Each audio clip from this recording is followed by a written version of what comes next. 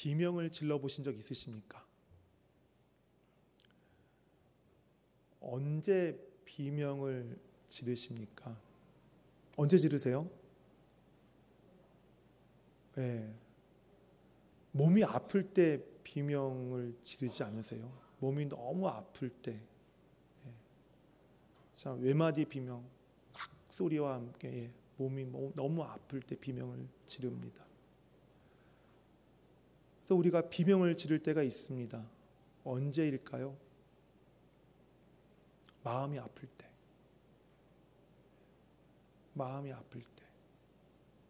정말 감당할 수 없을 만큼의 그러한 그 크나큰 그런 일들을 내가 만났을 때, 몸이 아플 때 비명을 지르는 것만큼 우리는 마음에서, 영혼에서 비명을 지릅니다. 고통과 슬픔과 절망이 다가올 때에 우리는 비명을 지릅니다. 욥이라는 사람이 있었습니다. 동방의 의인이라고 하나님께 인정받았고, 또 하나님을 잘 믿고, 또 이 삶이 경건한 그 자체였던 사람입니다. 그랬던 그 사람에게 어느 날 갑자기 큰 고난이 찾아오죠. 하루아침에 그 재산과 그 재산보다 더 귀한 자녀들을 잃어버립니다.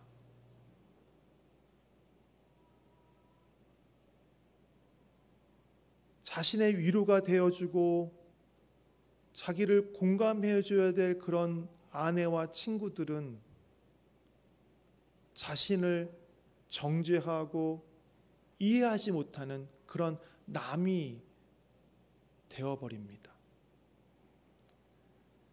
엎친 데 덮친 격으로 발끝부터 정수리까지 이 온몸에 종기가 나서 얼마나 고통스러웠으면, 그 종기가 얼마나 고통스러웠으면, 얼마나 가려웠으면 그 질그릇 조각으로 그 종기를 긁는, 제 위에 앉아서 그 종기를 긁는 그러한 고난을 그는 겪어야 했습니다. 한마디로 비명소리 나는 그러한 고통을 그는 겪은 것입니다. 우리 사람이 하나 고난 중에 여러 가지 고난의 모양들이 있는데, 그 고난의 모양 가운데 한 가지 고난의 모양만 우리가 짊어지더라도 헉 소리가 나는데, 한 가지의 모양이 고난이 아니라 여러 모양의 고난을 혼자 짊어졌던 욥. 그는 하나님께 이렇게 비명 지릅니다. 내 영혼이 살게 곤비하니 내 불평을 토로하고 내 마음이 괴로운 대로 말하리라. 내가 하나님께 아뢰오리니 나를 정죄하지 마시고 무슨 까닭으로 나와 더불어 변론하시는지 내게 알게 해 주십시오. 너무나 힘이 드니까, 자기를 찾아온 그 고난 앞에 너무 힘이 드니까 그가 하나님 앞에 비명을 지릅니다. 더 이상 그 참을 수 없다고, 원통함 때문에, 이 괴로움 때문에 제가 더 이상 참지 못하겠습니다. 왜 나 같은 자에게 하나님 이런 일들을 주십니까? 이런 고난을 주십니까? 왜 힘들게 하십니까? 그 이유를 좀 알려주십시오라고 계속해서 하나님 앞에 소리를 지릅니다. 그의 비명의 절정은 바로 이 부분입니다. 주께서 나를 이렇게 하실 거면 왜 나를 모태에서 살아나오게 하셨습니까? 차라리 모태에서 죽게 놔두시지. 차라리 눈에 띄지 않도록 하셨으면 얼마나 좋았겠습니까? 생기지도 않은 사람처럼 모태에서 곧바로 내가 무덤에 갔더라면 좋았을 것입니다 라며 이 고난 가운데 그가 겪은 그 아픔, 그 생사를 찢는 그 아픔, 그 고난의 그 비명을 하나님 앞에 올려드립니다. 하나님 앞에서 소리를 지릅니다. 욥처럼 자기가 만난 고통 때문에 하나님 앞에 비명을 지르는 또 하나의 사람이 있습니다. 또 한 명의 사람이 있습니다. 바로 예레미야입니다. 오늘 본문에 기록되는 예레미야예요. 오늘 우리가 본문에 읽은 이 말씀은 예레미야의 비명소리입니다. 어떤 비명입니까? 내가 하나님 말씀대로 전하라는 말씀을 전했는데 저들이 지금 나를 조롱하고 있습니다. 저들이 나를 지금 모욕하고 있습니다. 지옥거리로 만들었습니다. 나의 친한 친구들조차도 나를 실족하게 만들어서 나를 넘어뜨리려고 합니다.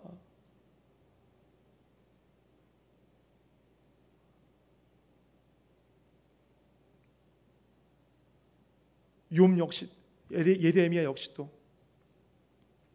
그 고통이 너무너무 힘이 드니까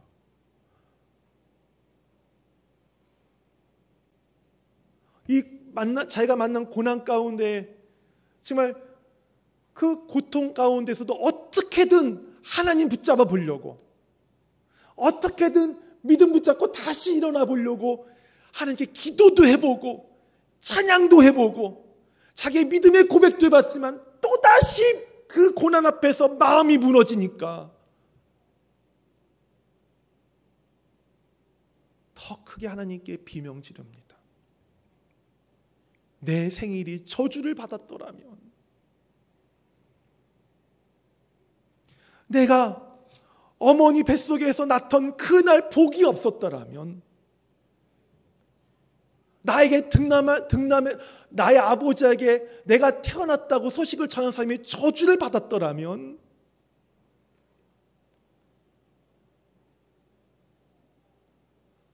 내가 이렇게 태에서 나와서 고생과 슬픔을 보면서 나를 부끄럽게 살지 않았을 텐데 라며 지금 하나님께 비명을 올려드리고 있습니다. 비명을 지르고 있어요.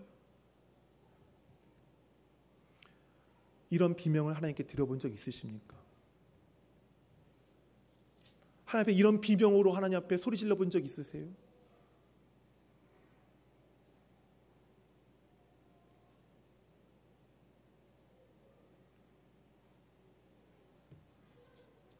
그런데 우리가 여기서 주목해야 될 사실 한 가지가 있어요. 그것은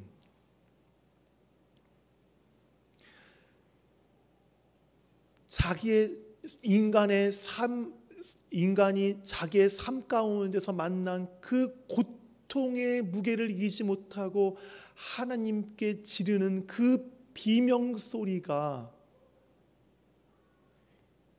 오늘 이 성경에 그대로 기록이 되어 있다는 것입니다. 앞서 소개했던 욥의 비명도 그 욥기서 안에 그대로 다 기록이 되어 있어요. 욥이 느꼈던 절망, 욥이 느꼈던 두려움, 욥이 느꼈던 슬픔, 그 고통이 가감없이 있는 그대로, 오늘 본문에도 예레미야의 그 심정이, 비명을 지를 수밖에 없는 그의 아픔이 있는 그대로 지금 오늘 본문에 그대로 다 하나하나 기록이 되어 있습니다.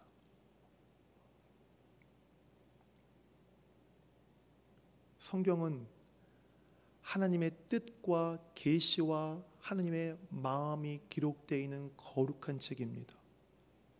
그 책에 자기의 삶의 무게를 이기지 못하고 지금 외마디 비명을 지르는 그 인간의 소리가 기록이 되어 있어요. 어찌된 일입니까? 무엇 때문입니까? 무슨 이유 때문입니까? 그 거룩한 책에 인간의 비명 소리가 기록이 되어 있어요. 그 거룩한 책에 고통을 이기지 못하고 지금 고통 가운데 절규하는 인간의 그 목소리가 기록이 되어 있어요. 무슨 이유 때문입니까?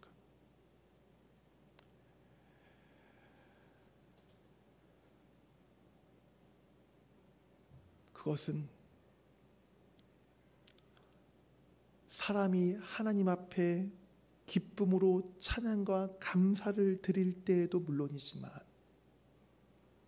반대로 사람이 하나님 앞에서 욥처럼 느헤미야처럼 절규하고 탄식하고 절망에 빠져 흐느끼고 깊은 슬픔에 빠져서 그 마음을 토로할 때에 하나님이 그 토로하는 그 자체를 있는 그대로 하나님의 크고 깊은 마음으로 받아주신다는 것을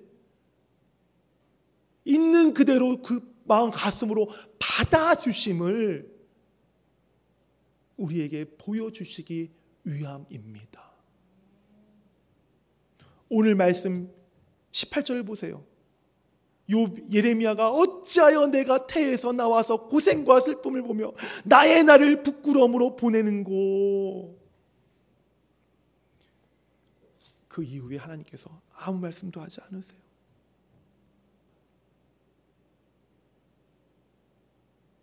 하나님이 지금 예레미야의 그 마음을 그대로 지금 묵묵히 대답은 없지만 그 마음을 그대로 지금 받아주고 계시는 거예요.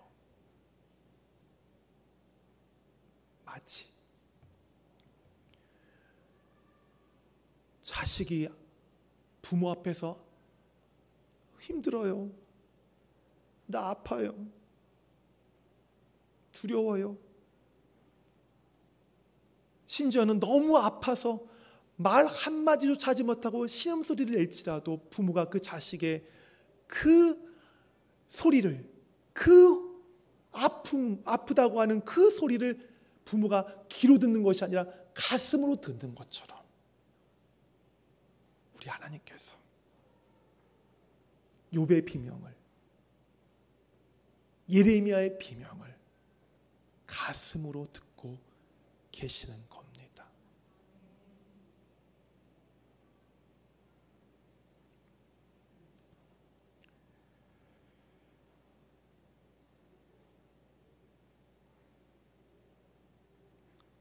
그러므로 우리는 우리가 맞닥뜨린 현실의 고통의 무게가 얼마나 무거운지, 그 깊이가 얼마나 깊은지, 정말 가늠할 수 없을 정도로 무겁고 그것이 깊다 할지라도 그 깊이보다, 그 무게보다 더 깊고 더 무거운, 더 넓은 우리 하나님의 긍휼하심과 은혜와 사랑이 있음을 깨달으시는 우리 성도 되시기를 간절히 소원합니다. 내가 맞닥뜨린 그 고난의 깊이보다, 내가 맞닥뜨린 그 슬픔의 깊이보다 더 깊고 더 넓은 하나님의 은혜가 있다는 것을 우리가 알게 될 때에 우리는 나의 연약함을 하나님께 오롯이 고백할 수 있게 되는 것입니다.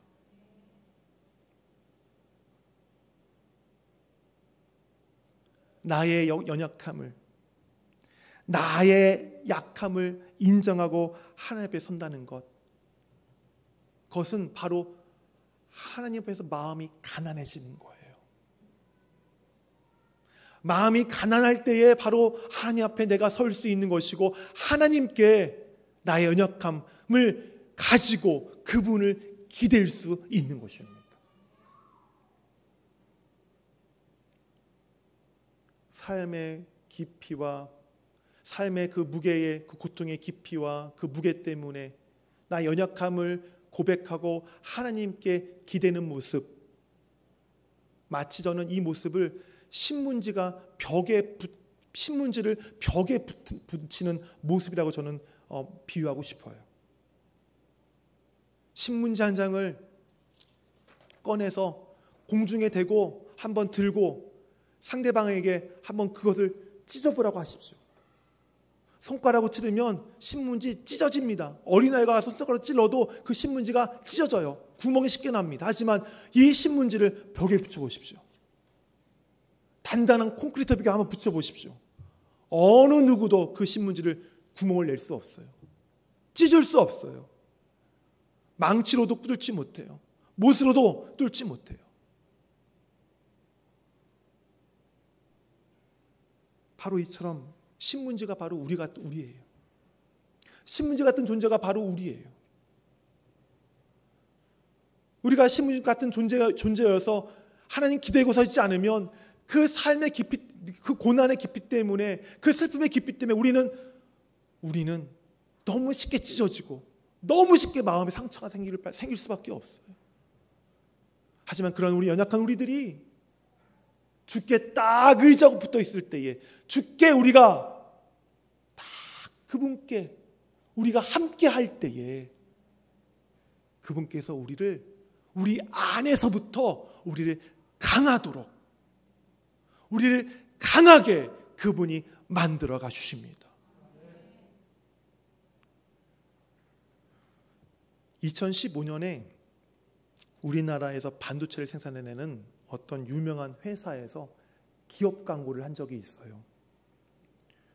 그 기업 광고 카피가 이런 내용이 있습니다. 한번 잘 들어보시기 바랍니다.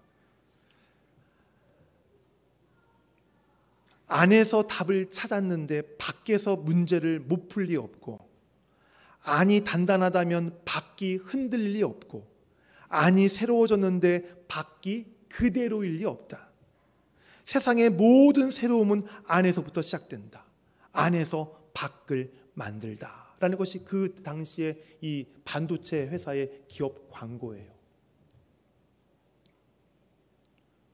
반도체 하나 잘 만들면 그 반도체로 인해서 다른 기계들이 문제도 해결하고, 그 다른 기계들이 성능도 제대로 발휘되고, 그 반도체 하나로 모든 것들이 하나씩 다 개선되어 가고 발전해 간다는 그런 메시지를 담고 있는 메시지예요. 카피입니다.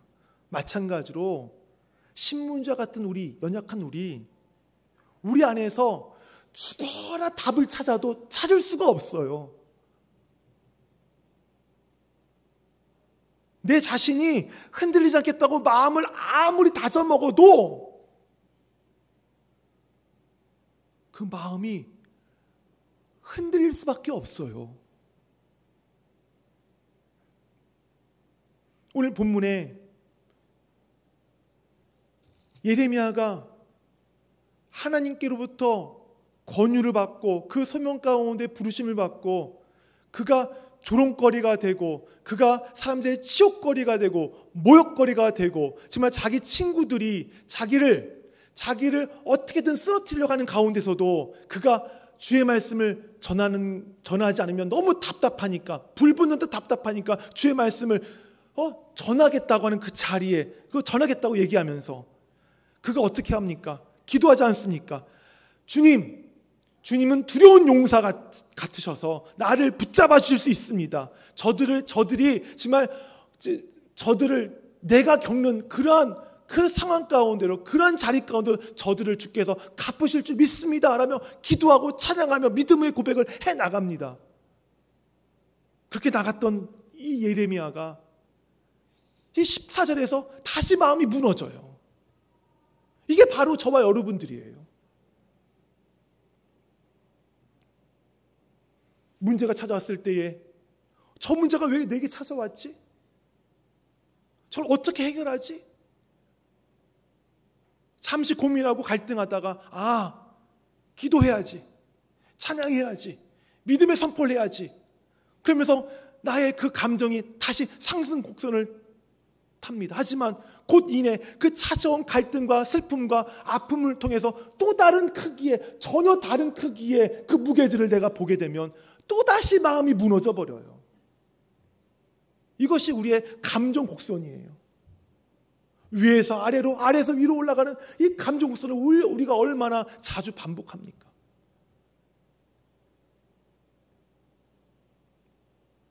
이 감정 곡선이 이 최고점에 있을 때는 우리가 기도하고 찬양하고 믿음이 나가지만 이것이 하강 곡선을 탈 때에는 예레미야처럼 욥처럼 우리는 비명 소리를 지를 수밖에 없는 거예요.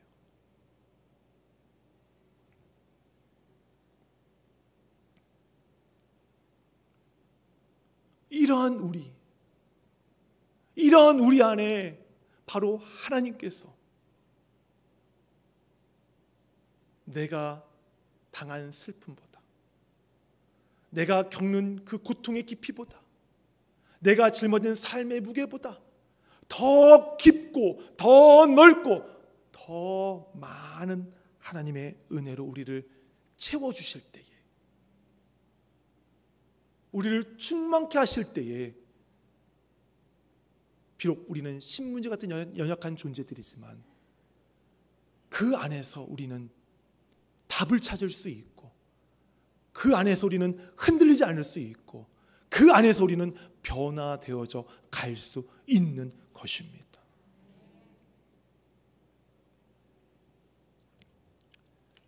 몇 년 전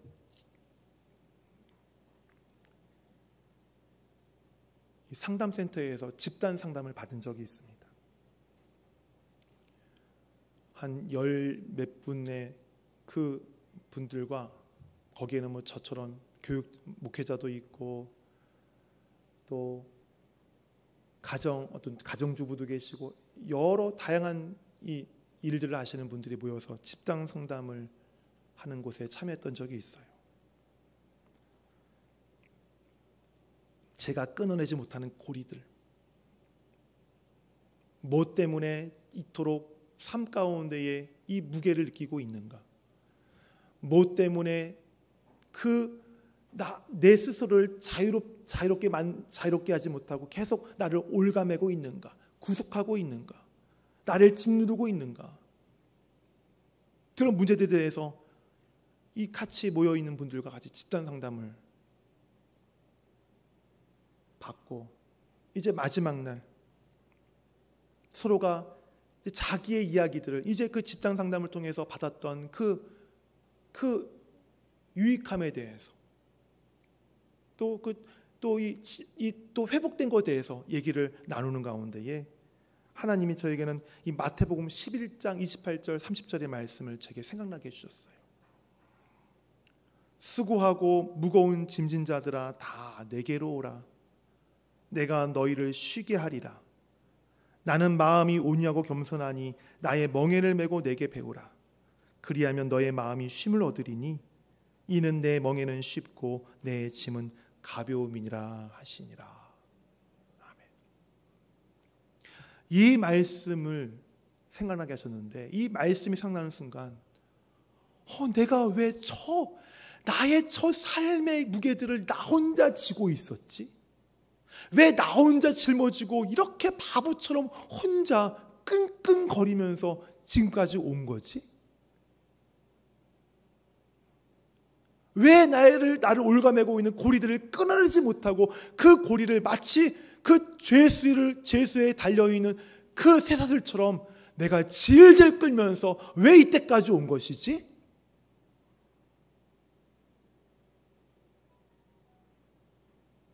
그러한 깨달음, 그러한 마음을 말씀을 통해서 주님이 주시더라고요. 그러면서 이 말씀을 통해서 애야, 그동안 얼마나 힘들었니? 그 무거운 삶의 짐, 그 무거운 그 어마어마한 무게의 그 고통들, 그것들을 너 혼자 끌고 오느라 그동안 얼마나 고생 많았니?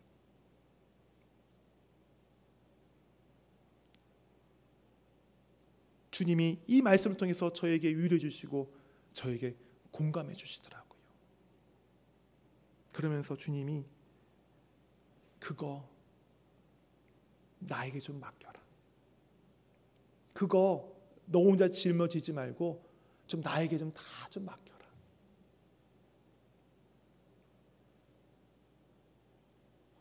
그렇게 저에게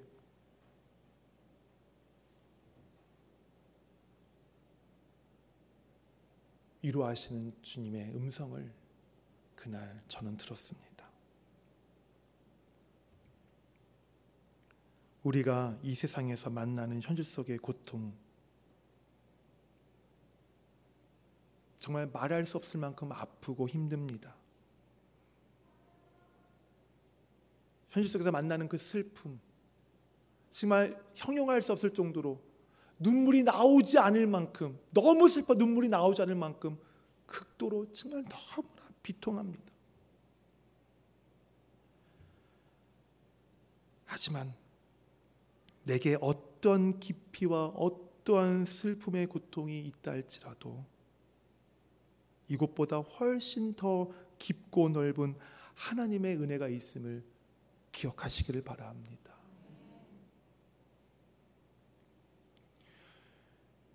시편의 제목이 찬양입니다. 그런데 이 시편을 여러분 읽어보시면 아시겠지만 시편 150편 가운데에 3분의 1이 그 시를 쓴, 그 시편을 쓴 그 시인의 탄식이 담겨져 있습니다. 어떡합니까 하나님? 죽겠습니다. 저 원수 때문에 죽겠습니다. 이 상황 때문에 어떡합니까? 제가 망하게 되었습니다. 그런 내용이에요. 3분의 1이 150편 가운데 3분의 1이 그런 내용들이에요.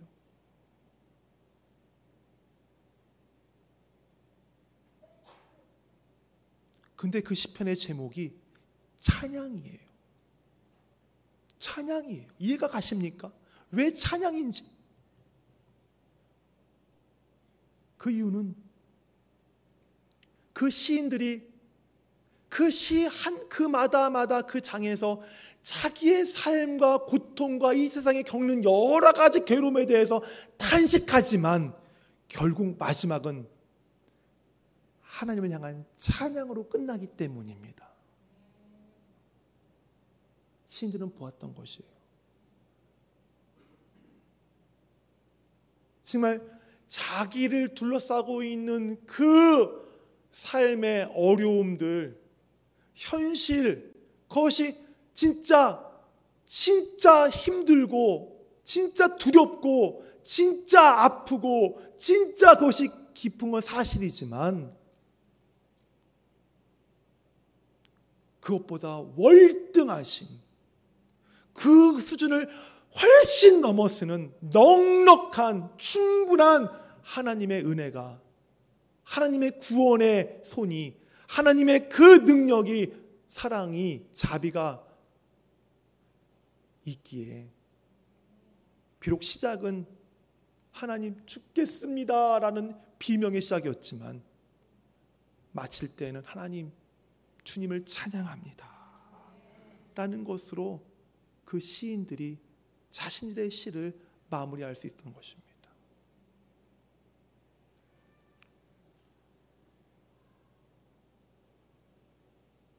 신앙생활을 오래 하신 분들이나 신앙생활을 최근에 시작하신 분들이나 저를 찾아오면 이구동성으로 하시는 말씀이 있습니다.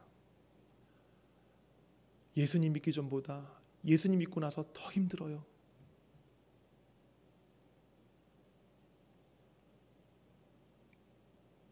진짜 그분의 말씀을 들어보면 예수 믿기 전보다 예수 믿은 그 이후에 그분의 자신과 그분의 가족과 그분이 관련된 주변 일들이 그렇게 많은 어려운 일들이 생겨요.